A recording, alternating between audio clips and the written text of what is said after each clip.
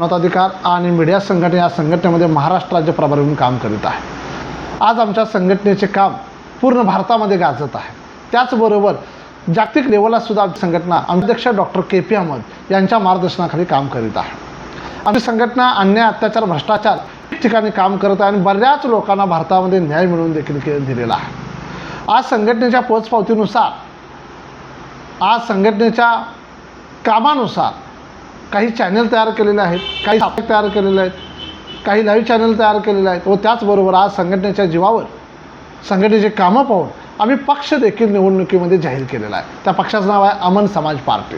हे ते विशेष करून सांगत आहे कारण ही सर्व कामे पाहून काही लोक आमच्या संघटनेमध्ये पदाधिकारी म्हणून काम करण्यासाठी येत आहेत। आपण फक्त या संघटनेमध्ये येत असताना सामाजिक कामं करायची आहेत, तेही भारतीय संविधानानुसार।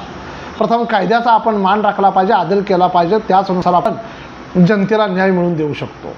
आज आमचे महाराष्ट्र राज्याचे अध्यक्ष चंद्रकांत बालकृष्ण पाटसुते यांनी 2 व्यक्तींची निवड जाहीर केली आहे। त्यामध्ये सांगली जिल्ह्यामधील वा तालुका या ठिकाणी राहणारे खेळाडू आहेत, ते संजय मारुती कदम वा तालुका संघटक म्हणून त्यांची निवड आज जाहीर करतोय। त्याला मान्यता देखील आमच्या वतीने देण्यात येत आहे। त्यानंतर दुसरी व्यक्ती आहे निलेश प्रकाशराव शिंदे यांची देखील वाळवा तालुका संघटक म्हणून निवड पाटसुते यांनी केलेली आहे। त्याला आमच्या संघटनेचे राष्ट्रीय अध्यक्ष डॉक्टर के.पी. अहमद व मी महाराष्ट्र राज्य प्रभारी मिलिंद साबळे या दोघांच्या वतीने त्यांना मान्यता देतो आणि पुढील कामासाठी शुभेच्छा देतो। थांबतो। जय हिंद, जय भारत, जय संविधान।